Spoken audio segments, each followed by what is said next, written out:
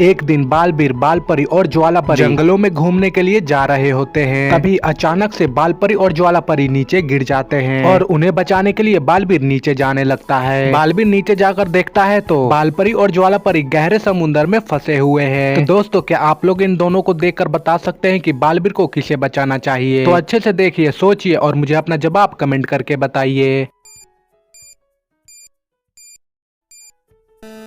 तो दोस्तों, आंसर को देखने से पहले प्लीज वीडियो को लाइक और चैनल को सब्सक्राइब जरूर से कर लीजिए। दोस्तों, अगर आप इन दोनों परियों को ध्यान से देखेंगे यहाँ पर ज्वालापरी का पूंछ दिखाई दे रहा है, जिसका मतलब कि ज्वालापरी एक जल परी है, इसलिए बालबीर बालपरी को ही बचाएगा। एक दिन मेहर अपने स्कूल जा रही होती है, तभी वो आगे जाती है तो उसके सामने 3 लोग खड़े होते हैं, लेकिन इन तीनों में से कोई एक रोबोट है। तो दोस्तों, आप इन तीनों को ध्यान से देखिए और बताइए कि इनमें से रोबोट कौन है। तो अच्छे से देखिए, सोचिए और मुझे अपना जवाब कमेंट करके बताइए।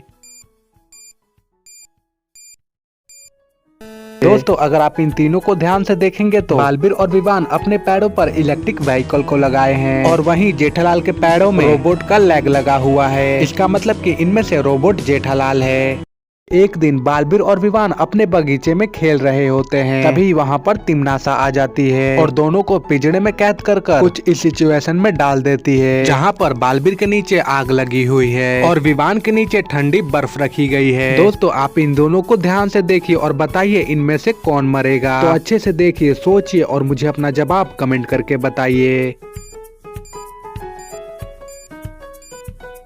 दोस्तों, अगर आप बालबीर को देखेंगे तो उसके नीचे आग लगी हुई है और टेबल जलते ही बालबीर फांसी पर लटक जाएगा और विवान के नीचे रखा बर्फ पिघल रहा है, जिससे कि वो भी फंदे में लटक जाएगा। इसका मतलब कि ये दोनों ही मरने वाले हैं। दोस्तों, आपके सामने यहाँ पर 3 औरतें हैं, लेकिन इन तीनों औरतों में से किसी एक का ये बच्चा है। आप इन तीनों को ध्यान से देखकर बताइए कि इनमें से बच्चा किसका है। तो अच्छे से देखिए, सोचिए और मुझे अपना जवाब कमेंट करके बताइए।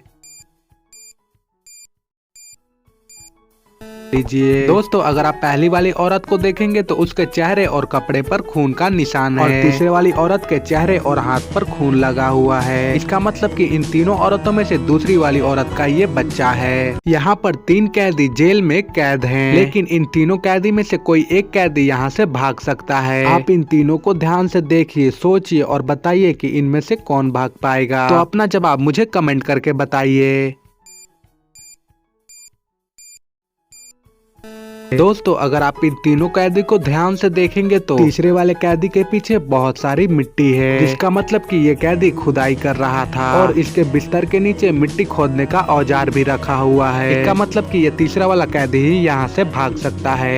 एक दिन बालबीर रात के 10 बजे अपने कमरे में सो रहा होता है, तभी कोई उस पर तलवार मारकर उसका खून कर देता है। कुछ देर बाद बालबीर भूत बन जाता है। अगले दिन बालबीर अपने दोस्तों से पूछताछ करने के लिए जाता है और उनसे पूछता है, खून किसने किया? विवान बोलता है, मुझे तो पता ही नहीं, तुम कब मर गए? जेठालाल बोलता है, मैं तो 10 बजे अपने घर पर था। बालबीर इन दोनों की बातें सुनकर समझ जाता है कि उसका खून किसने किया है। दोस्तों, क्या आप लोग बता सकते हो कि बालबीर का खून किसने किया है? अच्छे से देखिए, सोचिए और मुझे अपना जवाब कमेंट कीजिए।